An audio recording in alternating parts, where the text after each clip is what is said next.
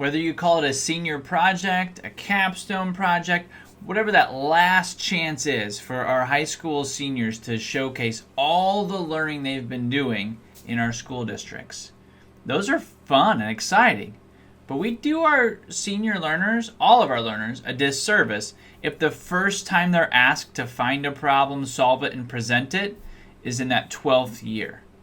We're setting them up for failure. They need to have practice times before that. They need to be building up to that moment in a structure that makes sense. And obviously, we believe that is project-based learning. My name is Ryan Stoyer, founder of Magnify Learning, and this is PBL Simplified for Teachers, where we engage your PBL need-to-knows to simplify the PBL process for your classroom.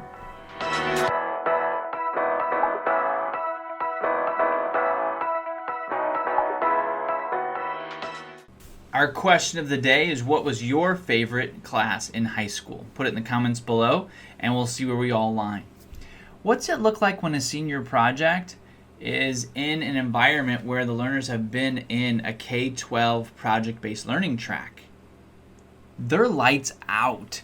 They're awesome. And you can set up the structure with project-based learning where your seniors are going out and talking to community partners. We give them a mentor, and they're out in these unstructured times setting up meetings, talking to professionals via email or maybe in person or via Zoom.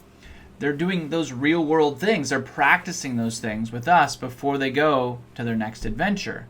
Those are key skills our learners need that you can't teach out of a textbook or even in a classroom. So we see some of these senior projects where we had one senior girl who created a conference for women in STEM. She contacted women that were in STEM careers in her community and then invited the community to hear these TED Talk style talks. And we've seen 5K races for charities completely organized by seniors.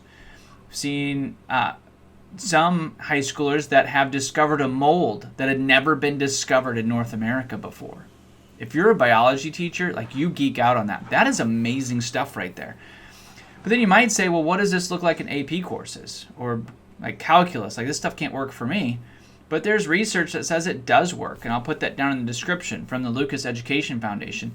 In fact, it says, specifically, the students were more likely to earn a credit qualifying score of 3 or higher on the end of your AP tests. Same results for low-income households as high-income households. It sounds like an equity multiplier right there.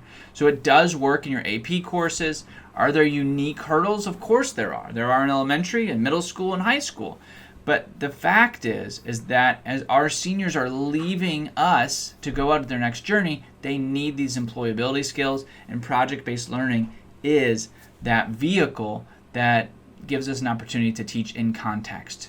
Another piece that the research says that PBL and professional learning for teachers creates those PBL environments. They say dynamic PBL environments. So you do need to go and see this. You need to get some training. Our demonstration site is in Columbus, Indiana. Phenomenal. It is worth the flight or the drive, wherever you're at, to go and spend the day with them. You get to talk to the learners, you get to talk to the facilitators, you get to talk to the administrators. It is no dog and pony show. It's their regular day, and you can ask anybody any question. I usually look for the kid that I think is not paying attention and then try to ask them a question. I've been stumped every time because the culture there is a learning culture. And yes, there's a learner in the Collabrador, these booth style seats, who has headphones in, and they're working. Like, they can tell you what they're working on, they're in context, and it's a great way to start. If you want something more formalized, I'll put a link in the description for our web sessions.